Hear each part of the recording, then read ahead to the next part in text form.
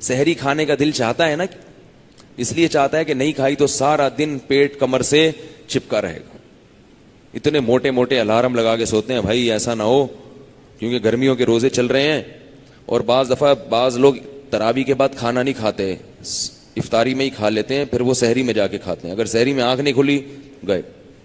اور یاد رکھو سحری میں اگر آنکھ نہ کھلے تو روزہ پھر بھی فرض ہے, آپ روزہ چھوڑ نہیں سکتے کہ یار اب تو ایکچولی بڑی پرابلم ہو گئی ہے, رکھنا پڑے گا.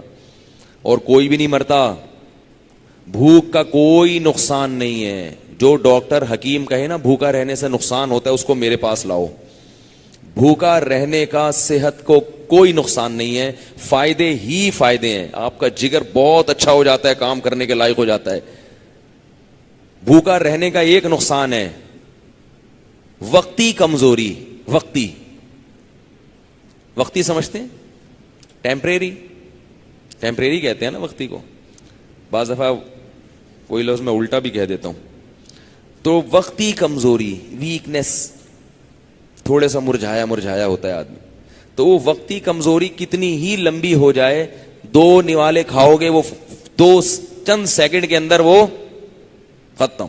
اب دیکھو ہم روزے میں گرمی بعض دفعہ ہوتی ہے, کہیں کام سے نکلے بغائے ایسے مرجھائے ہوئے, اثر تک عجیب حالت ہو چکی ہوتی ہے, بالکل ایسے جھوم رہے ہوتے ہیں.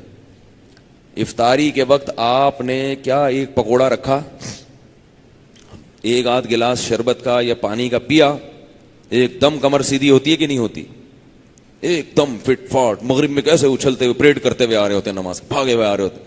اثر میں آپ لوگوں کے نماز کے لیے آنے کا اسٹائل دیکھیں اور مغرب میں زمین آسمان کا فرق ہوتا ہے.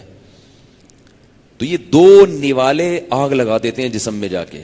اور اس سے ہمیں یہ بھی پتہ چل جاتا ہے کہ ہمیں اپنے جسم میں انرجی پیدا کرنے کے لیے زیادہ کھانے کی ضرورت نہیں ہے. یہ تو اب ڈاکٹر بھی اس طرف آ گئے ہیں. بعض ڈاکٹر پہلے کہتے تھے بس ہر وقت کھاتے رہو, تھوڑا تھوڑا کچھ نہ کچھ کھاتے رہو.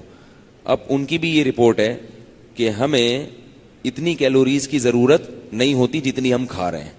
بہت تھوڑا کھا کے بہت اچھا چل سکتے ہیں. اور یاد رکھو انسان کو اللہ نے شاید بنایا ہی بھوکا رہنے کے لیے. کچھ نہ کچھ بھوک ہر وقت لگتی رہے اس کو, پھر سیٹ رہے گا وہ.